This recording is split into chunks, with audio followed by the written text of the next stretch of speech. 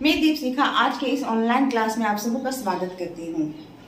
आज मैं 2024 के एमसीक्यू को सॉल्व करने जा रही हूँ। क्वेश्चन नंबर 1, 84 का अभाज्य गुणनखंडन क्या है। लास्ट वीडियो में हम जान रहे थे कि अभाज्य गुणनखंडन निकालने के लिए दी गई संख्याओं को हम अभाज्य संख्याओं से भाग लगाते हैं। तो इसको सबसे पहले हम सॉल्व कर रहे हैं। क्या है हमारे पास 84। तो पहली अभाज्य संख्या है 2, कितने बार में जाएगा 4 2, फिर 2 2 1, फिर ये किससे जाएगा 3 से, 3 7। तो अभाज्य गुणनखंडन क्या हो गया 84 equal to 2 into 2 into 3 into 7, that means 2 का स्क्वायर इंटू 3 इंटू 7। तो इसका सही आंसर क्या है ऑप्शन ए। इसका सही आंसर है ऑप्शन ए। अब हम क्वेश्चन 2 की ओर जाते हैं। क्वेश्चन 2, एक संख्या जो को जब 43 से भाग दिया जाता है, मानते हैं कि संख्या ए है जिसको 43 से क्या किया जा रहा है, भाग दिया जा रहा है। जब 43 ए को भागा देता है तो भागफल कितना मिल रहा है 31, और शेषफल हमें कितना मिल रहा है, शेषफल मिल रहा है 32।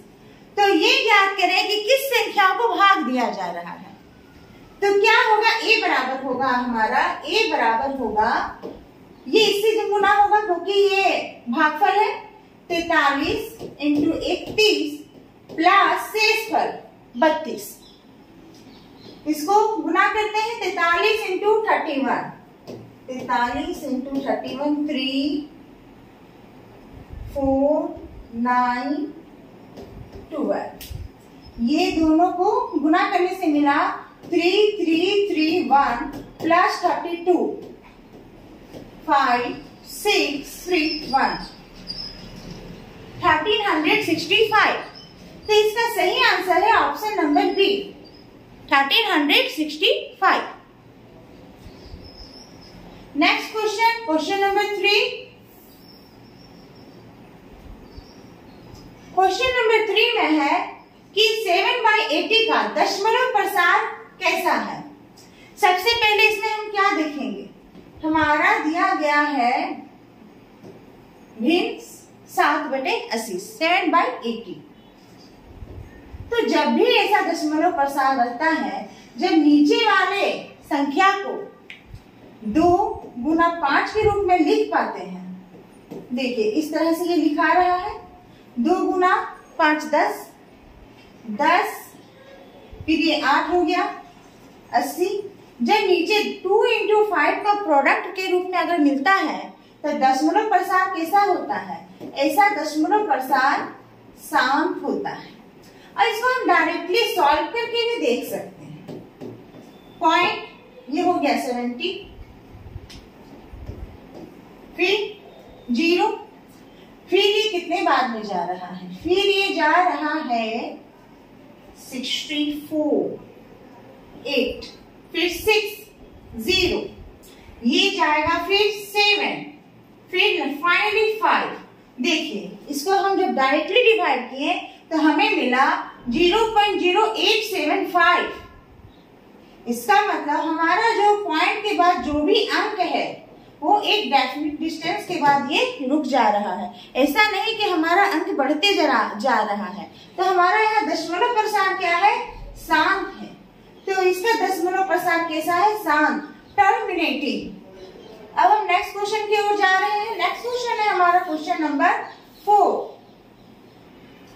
क्वेश्चन नंबर 4 में कहा जा रहा है कि y इक्वल टू px में शून्यकों की संख्या क्या है। दिया गया ग्राफ कुछ इस तरह का है। जितनी बार या कर्व एक्स एक्सिस को कट करेगा उतने ही हमारे शून्यकों की संख्या होगी। क्यों होगी, क्योंकि ये 2 पॉइंट्स में हमारा क्या हो रहा है, px का वैल्यू क्या मिल रहा है, 0 मिल रहा है। एक इस जगह और एक इस जगह। इसका मतलब हमारे शून्यकों की संख्या कितनी हो गई 1 2। तो हमारा शून्यकों की संख्या हो गया 2। इसका सही ऑप्शन है सी। Next we go to question number 5. Question number 5, द्विघात बहुपद t² - 15 के शून्यक है। दिया गया बहुपद शून्य कब होता है? t का वह मान हम लोग को मिलना चाहिए, t का वह मान के लिए शून्यक होगा जिससे हमारा pt 0 में कन्वर्ट हो जाए। इसलिए हम दिए गए बहुपद को किससे इक्वेट करते हैं? दिए गए बहुपद को हम 0 से इक्वेट करते हैं। उसके बाद ये फाइंड आउट करते हैं कि किस वैल्यू के लिए, वेरिएबल की किस वैल्यू के लिए हमारा दिया गया बहुपद शून्य हो जाता है। तो इसको पहले ही हम 0 से इक्वेट कर लेते हैं। क्या है हमारे पास? t² - 15 = 0। t² - 15 को लिख सकते हैं √15 का whole square. a² - b², a + b into a minus b। दो ब्रैकेट के बीच यहाँ एक प्रोडक्ट का साइन है, या तो ये 0 होगा या तो ये 0 होगा। अगर t प्लस √15 0 हुआ तो t का वैल्यू होगा -√15। t माइनस √15 = 0 हुआ तो t = क्या मिलेगा? Simply √15 plus √15। तो यहाँ पर जो हमारा जो t का वैल्यू प्राप्त हुआ वो एक धनात्मक है और दूसरा ऋणात्मक। तो यहाँ पर इसका जो शून्यक है वो एक धनात्मक है और दूसरा ऋणात्मक। तो इसका सही आंसर हुआ ऑप्शन नंबर डी, एक धनात्मक होगा और एक ऋणात्मक। Next we move question number 6।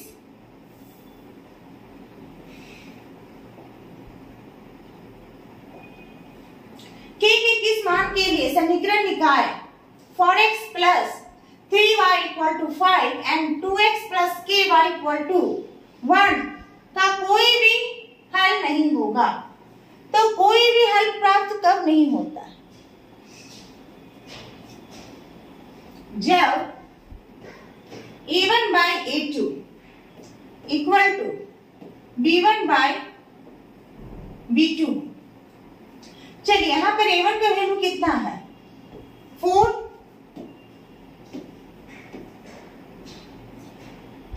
और a2 का वैल्यू कितना है?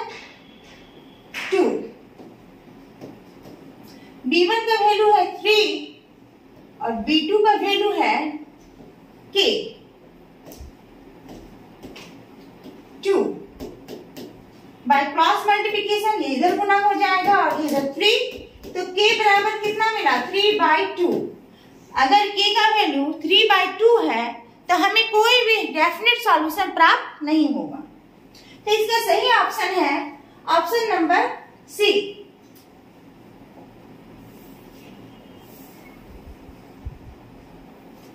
क्वेश्चन नंबर 7, दिए गए आलेख के लिए निम्न में से कौन सा कथन सत्य है? दिया गया आलेख अद्वितीय हल होगा, कोई हल नहीं होगा, अपरिमित रूप से अनेक हल होंगे, इनमें से कोई नहीं। सबसे पहली बात यहाँ देख रहे हैं, यहाँ एक ही रेखा है।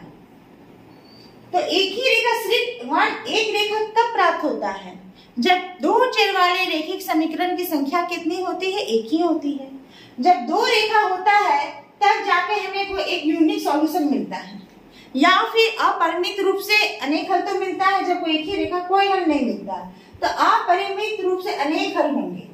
जब ये हमारा लीनियर इक्वेशन इस फॉर्म में मिल रहा है क्योंकि ये एक ही रेखा को रिप्रेजेंट कर रहा है, तो जब सिंगल रेखा होता है तो वहां पर अपरिमित रूप से अनेक हल प्राप्त होते हैं।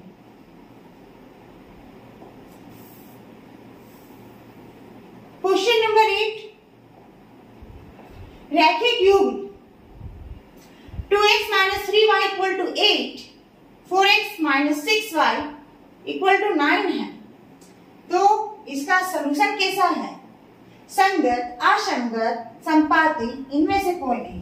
तो सबसे पहले हम लोग क्या फाइंड करेंगे? a1 by a2, b1 by b2 और उसके बाद देखेंगे हम लोग c1 by c2। तो a1 by a2 क्या है?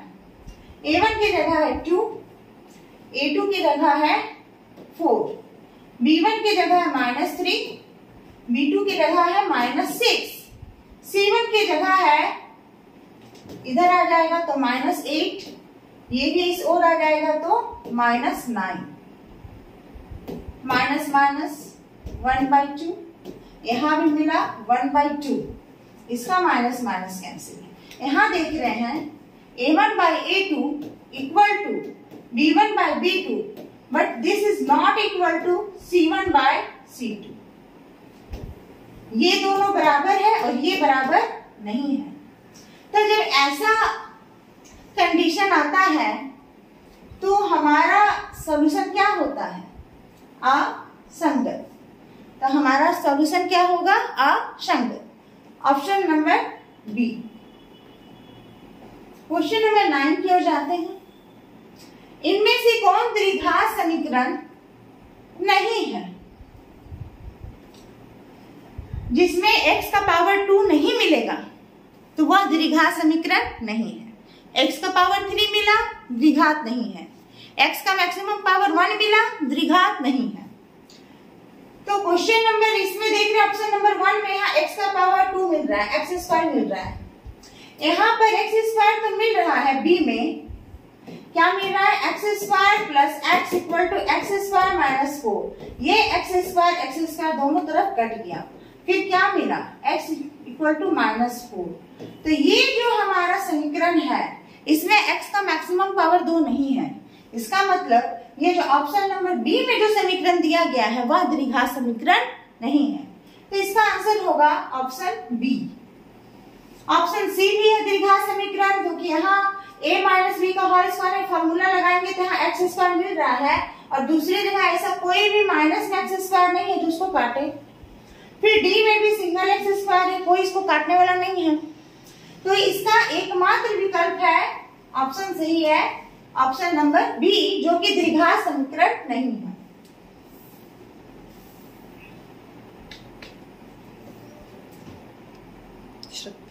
Question number 10, √2x² minus x minus √2 equal to 0 के मूल की प्रकृति क्या है? मूल की प्रकृति पता चलता है हमको डी से। तो हमारा जो दिया हुआ है question,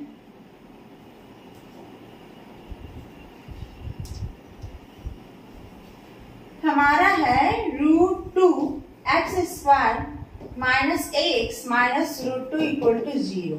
a x² plus bx plus c equal to 0।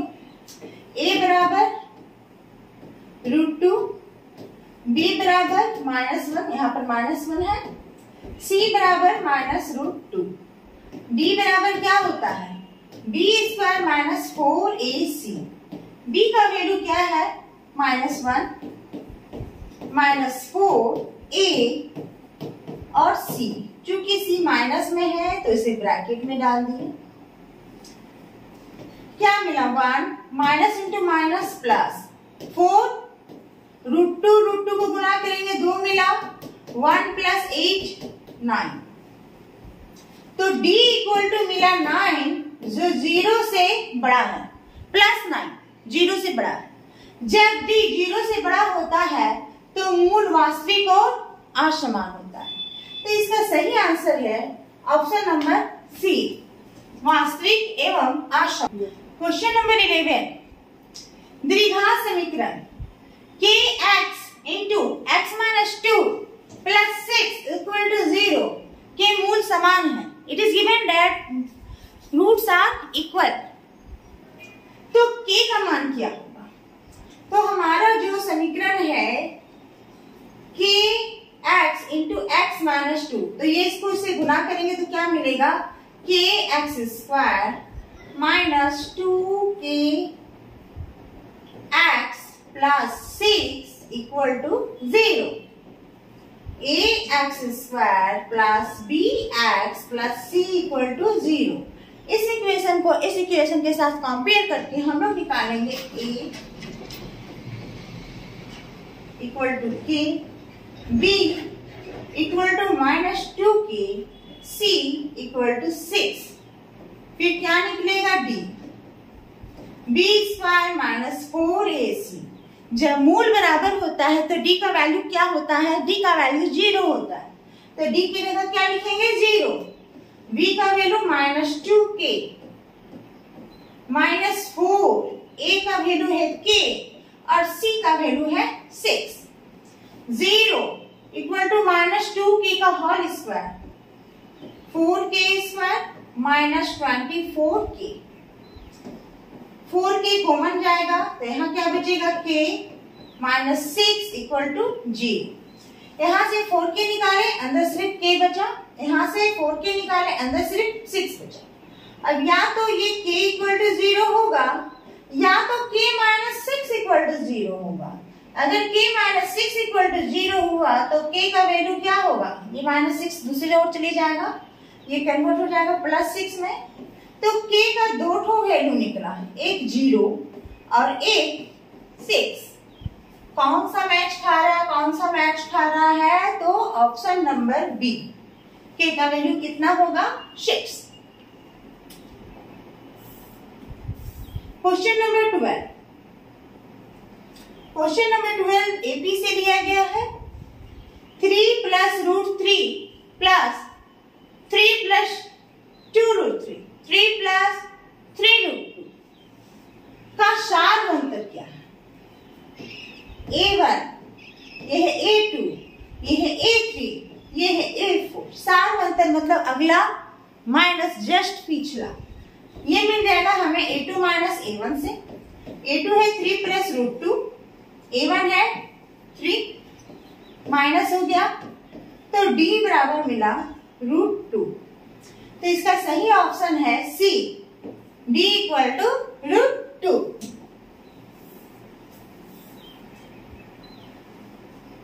Question number 13 भी एपी से है। इसका 10वां पद निकालना है। ये है पहला पद A1, ये है A2, ये है A3। तो D मिलेगा हमें A2 माइनस A1 से, -½ माइनस -3। क्या मिला? 3 माइनस हाफ, क्योंकि ये माइनस इंटू प्लस, ये है -½ 6 माइनस 1/2 5/2।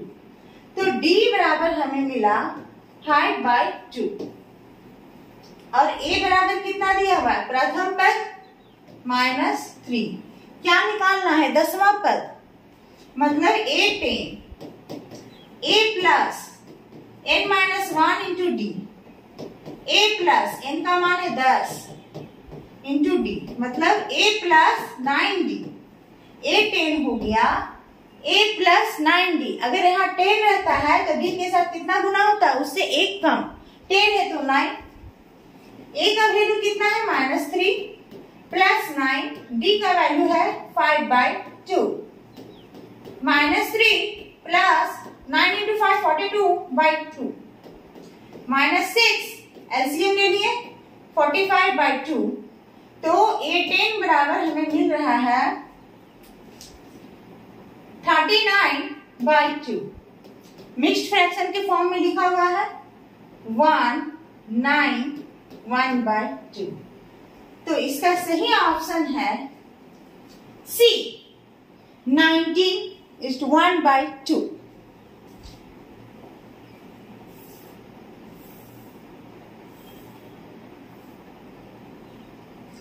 Question number 14। बिंदु A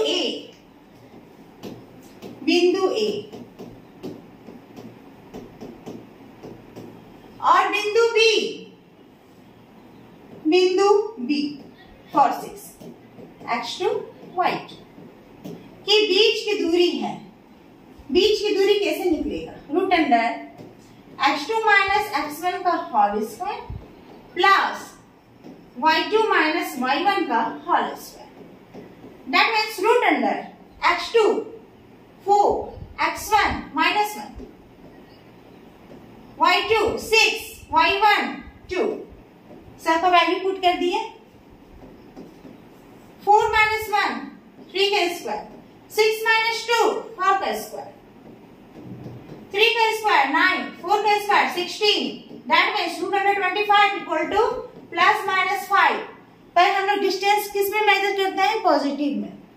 तो हमारा दूरी होगा 5 इकाई, यूनिट, यहाँ पर यूनिट नहीं दिया हुआ है, 5 इकाई। तो इसका सही ऑप्शन है ऑप्शन नंबर ए। ए और बी के बीच की दूरी है 5 यूनिट।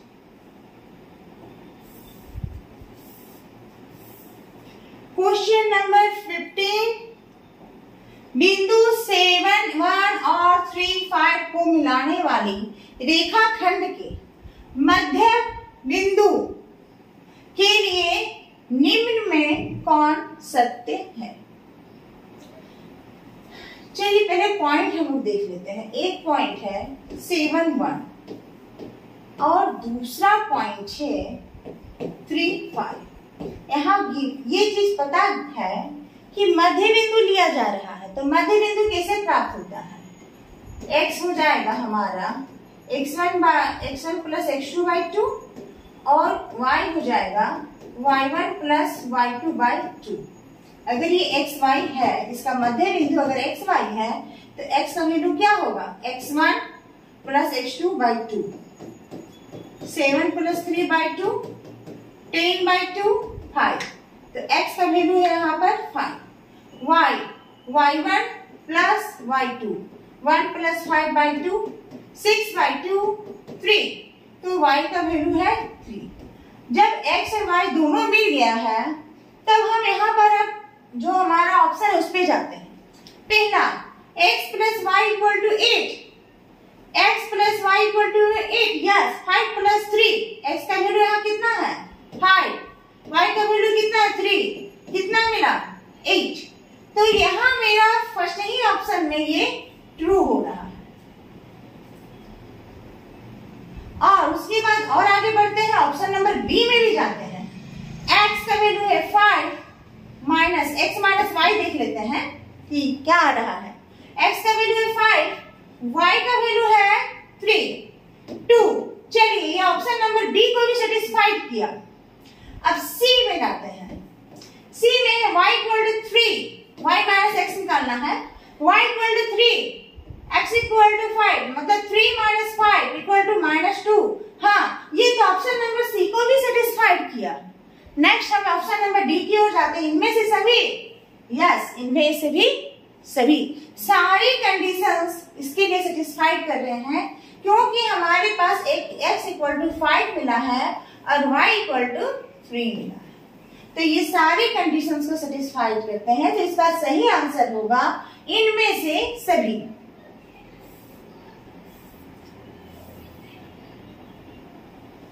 क्वेश्चन नंबर 16, सभी वृत्त होते हैं समरूप क्योंकि सारे वृत्त गोल होते हैं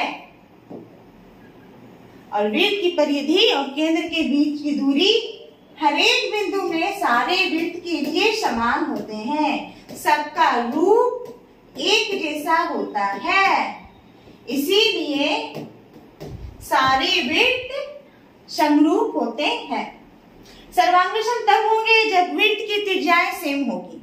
अगर वृत्त की त्रिज्या भी अगर सेम है तो वो वृत्त कैसे होगी? सर्वांग सम। क्वेश्चन नंबर 17, दो त्रिभुज है समरूप, BC टू EF दिया हुआ है, तो एरिया निकालना है। आपको बता दें कि इससे संबंधित जो हम लोग को सिलेबस में दिया है वो 2025 के सिलेबस से रिमूव कर दिया गया। तो हम आगे मूव करेंगे, इस क्वेश्चन को स्किप करते हैं क्योंकि एक क्वेश्चन से रिलेटेड मैटर हमारे सिलेबस से हटा दिया गया है। क्वेश्चन नंबर 18,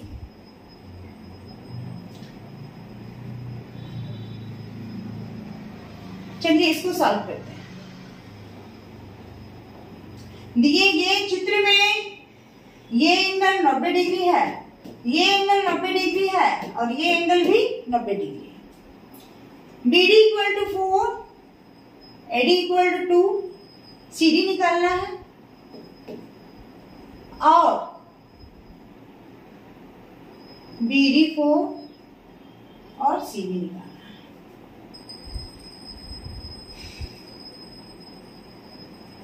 है। बी डी ए सी पर लंब है, बी डी बराबर 4 है, ए डी बराबर 2 है, तो सी डी बराबर है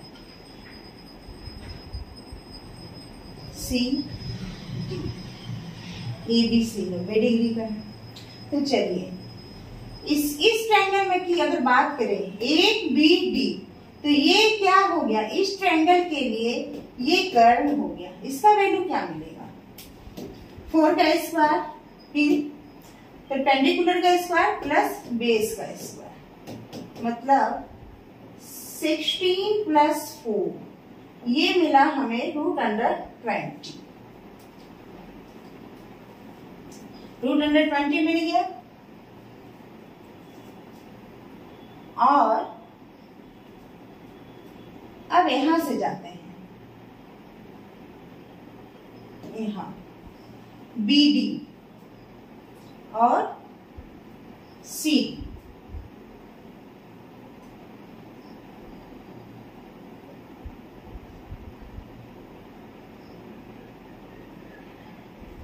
ये किसके बराबर, ये हो गया 20।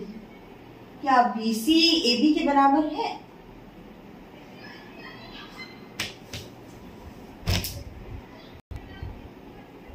यहाँ पर ए बी का वैल्यू मिला √20, बट यहाँ BC का कोई वैल्यू दिया हुआ नहीं है। जब तक BC का कोई वैल्यू नहीं दिया हुआ रहेगा तो हम पाइथागोरस यूज करके CD का वैल्यू कैसे निकालेंगे? तो इसका ऑप्शन होगा इनमें से कोई नहीं।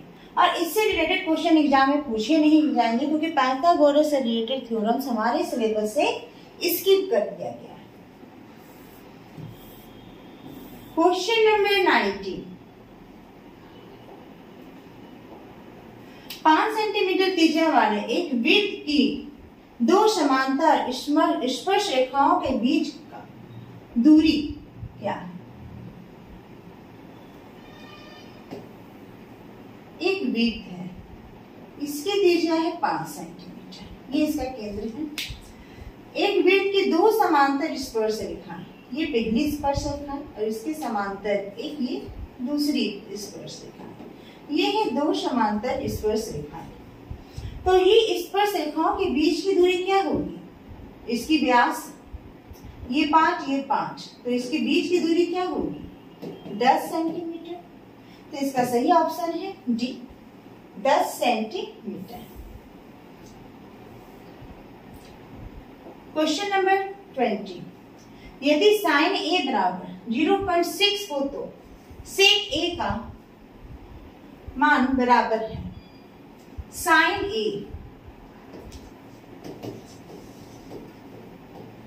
0.6, पॉइंट हटाए, 6/10, 3/5, 3/5, ये हमें मिला साइन ए। और हमें निकालना है सेक ए। तो सेक ए निकालने के लिए क्या निकालना पड़ेगा? Cos A. चूंकि sine square A plus cos square A equal to 1, तो cos square A equal to क्या होगा? ये इस तरफ जाएगा sine square A, 1 minus sine square A, 1 minus sine A का वैल्यू 3/5, 3/5 का whole square equal to 1 minus 9/20 by taking LCM, 25 minus 9/25, 16/25। Cos square A का वैल्यू मिला 16/25। तो कॉस ए का वैल्यू कितना मिल जाएगा? इसमें इसका स्क्वायर हटाएंगे तो इसमें स्क्वायर रूट लग जाएगा, 16 √16 4, √25 5। तो कॉस ए का वैल्यू मिला 4/5। तो सेक ए क्या होगा? सेक ए होगा 1/cos ए, मतलब cos का उल्टा, मतलब 5/4। बट यहाँ कहीं भी 5/4 नहीं है, यहाँ है 10/8। चलो इसे काटते हैं तो क्या मिलेगा? 5/4, 2 से कटेगा तो मिलेगा 5/4। अगर इसे 2 से गुना करें ऊपर नीचे तो ये कन्वर्ट हो रहा है 10/8 में, जो कि किससे मैच कर रहा है? ऑप्शन नंबर ए से। तो इसका सही आंसर होगा ऑप्शन नंबर ए। ये थोड़ा सा क्वेश्चन ट्विस्टिंग था। क्वेश्चन नंबर 21, cos a का वैल्यू देखिए, यहाँ दिया हुआ है 2 cos a equal to 1, that means cos a equal to 1/2। तो a का मान क्या है? तो cos 60 डिग्री इक्वल टू होता है 1/2। तो अगर a का वैल्यू 60 डिग्री दिया जाए तो हमें 1/2 मिल जाता है। तो इसका सही आंसर है option number C, 60 degree.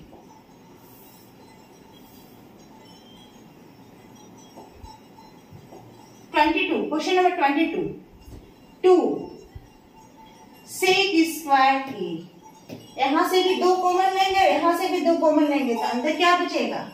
sec square a minus tan square a। sec square a minus tan square a formula में क्या होता है? 1 होता है। तो 2 इंटू 1 कितना हुआ? 2। इसका सही ऑप्शन है option number C, 2।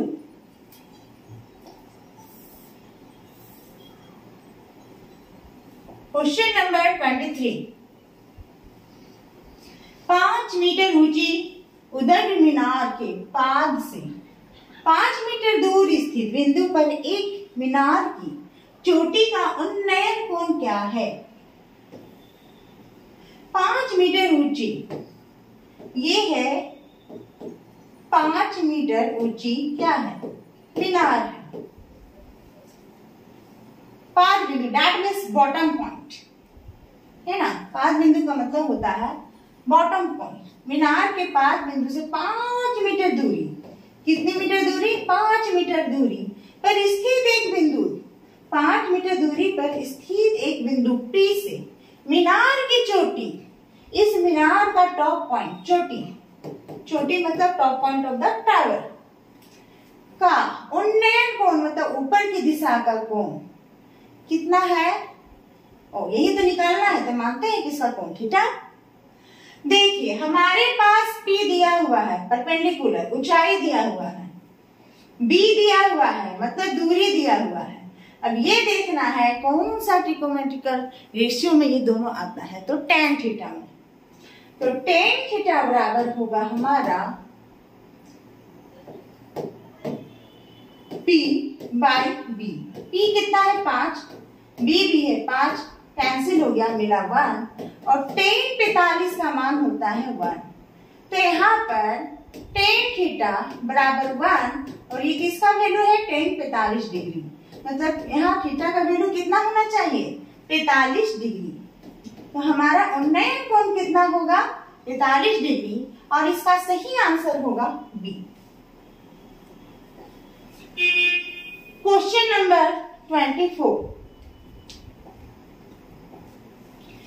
tan 50 by cot 40। तो जब ऐसा कोई डिग्री हो, जब 2 डिग्री को अगर हम ऐड करते हैं और 90 डिग्री मिल जाए, अगर ऐसा कुछ कॉम्बिनेशन हो, तो हम लोग किसी एक को फिक्स रखते हैं और दूसरे को चेंज करते हैं, उसकी डिग्री को चेंज करते हैं। कैसे करते हैं? tan 50 को हम लिख सकते हैं 90 माइनस 40 डिग्री। सिर्फ डिग्री को कन्वर्टिंग फॉर्म में लिखेगा। पर tan 50 को क्या लिखेंगे? 90 माइनस 40 और tan 90 minus 40, tan 90 minus theta, cot theta. तो यहाँ थीटा की जगह क्या है? 40 डिग्री। तो ये हो जाएगा cot 40 डिग्री। नीचे वाले को तुम फिक्स रखे थे cot 40, तो ये तो cot 40 है ही। दोनों तरफ सेम सेम है, ऊपर नीचे, तो मिला 1।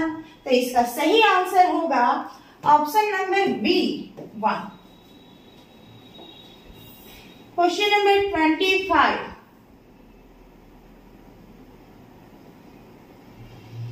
दो वृत्तों की त्रिज्याओं का अनुपात, त्रिज्याओं का अनुपात, अगर एक का R1 है दूसरे का R2 है तो अनुपात हो गया 3/4। तो उनके क्षेत्रफल का अनुपात क्या होगा? तो क्षेत्रफल होता है πr²। त्रिज्या 1 वाले के लिए πr1² और त्रिज्या 2 वाले के लिए πr2²। ये हमारा है अनुपात किसका? क्षेत्रफल का। तो पाई तो खत्म हो गया, ये क्या लिख सकते हैं, R1 बाय R2 का होल स्क्वायर। यहाँ वैल्यू है 3/4, मतलब 3/4 का होल स्क्वायर। 3 का स्क्वायर 9, 4 का स्क्वायर 16। तो इसके क्षेत्रफल का अनुपात होगा 9:16, ऑप्शन नंबर 6।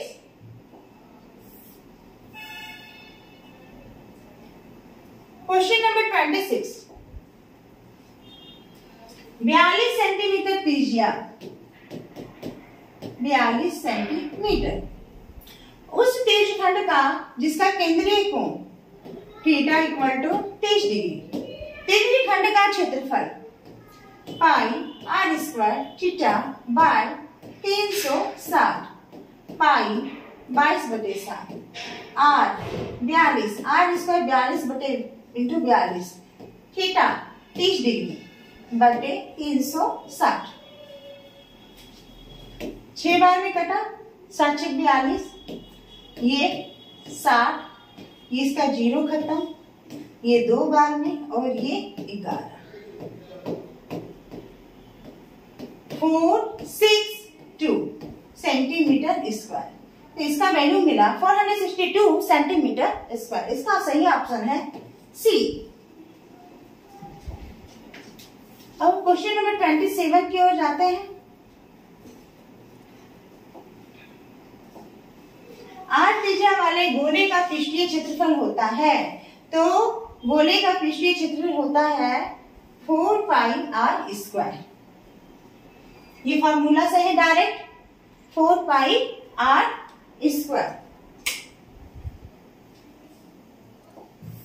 क्वेश्चन नंबर 28, शंकु का आयतन दिया हुआ है 1570 सेंटीमीटर क्यूब। इसके आधार का क्षेत्रफल दिया हुआ है, ये हो गया आयतन। और आधार का क्षेत्रफल, शंकु का आधार होता है एक वृत्त πr²। πr² का वैल्यू कितना दिया हुआ है, 314। शंकु का आधार होता है एक वृत्त जिसका क्षेत्रफल होता है πr², तो इसका कितना वैल्यू दिया हुआ है 314। तो उसकी ऊंचाई निकालें। चलिए, आयतन का फॉर्मूला क्या होता है शंकु का, 1/3 πr²h, जहां h ही क्या है ऊंचाई। आयतन दिया हुआ है 1570, 1/3 πr² का वैल्यू है 314 और h इक्वल टू क्या होगा, बाय क्रॉस मल्टीप्लिकेशन ये ऊपर जाएगा, बाय क्रॉस डिवीजन 314 नीचे आएगा। चलिए, क्या ये 2 टाइम्स में, हाँ ये जाएगा 157 में 1 0 और ये 2 और ये जाएगा 5 टाइम्स में, मतलब 15 सेंटीमीटर। तो इसकी ऊंचाई कितनी हो रही है, 15 सेंटीमीटर। जब इसे क्रॉस डिवीजन किए तो देखें 157 2 टाइम्स में 314 आ रहा है, यहाँ ऑलरेडी 0 है तो ये 10 टाइम्स में गया और उसी से ये 2 टाइम्स में गया। फिर ये 2 इस 10 को 5 टाइम्स में काट दिया, 5 × 3 15। तो हाइट कितनी हो गई, 15 सेंटीमीटर। क्वेश्चन नंबर 20, बहुलक जिसकी संख्या ज्यादा होती है उसे बहुलक कहते हैं। किसकी संख्या ज्यादा है, 2 कितना है, 1 2 3, 2 है 3 कितना है, 1 2 3 की संख्या 2 है, 1 की संख्या 1 ही है, 5 1 ही है, 0 1 ही है, 6 1 ही है। तो इसे बहुलक हो गया 2, क्योंकि 2 की संख्या कितना है, ज्यादा बार 2 रिपीटेड है। Next we move question number 30, 2 सिक्कों के उछाल में दोनों का शीर्ष आने की पारकता क्या है। 2 सिक्कों की उछाल, 2 सिक्कों की जब उछाल है तो हमारा सैंपल स्पेस किसका होगा, या तो HH होगा या HT होगा, हेड एंड टेल, या फिर टेल एंड हेड होगा, या दोनों टेल होगा। और हमें क्या चाहिए, दोनों पर शीर्ष, दोनों पे हेड आना चाहिए। तो PE नंबर ऑफ इवेंट जिसे हम चाहते हैं फेवरेट, जो फेवर में हो, number of total sample space. तो कितनी संख्या है? सिर्फ एक ही बार ऐसा इवेंट है जिसमें दोनों हेड आएगा। 1 नंबर ऑफ सैंपल स्पेस कितना है? 1 2 3 4। तो इसकी संभावना कितनी है? इसकी प्रोबेबिलिटी है 1/4, ऑप्शन नंबर। इसी के साथ आज का ये ऑब्जेक्टिव सॉल्विंग का क्वेश्चन प्रोसेस सॉल्व होता है। नेक्स्ट वीडियो में हम इससे रिलेटेड सब्जेक्टिव क्वेश्चन पढ़ाएंगे 2024 का।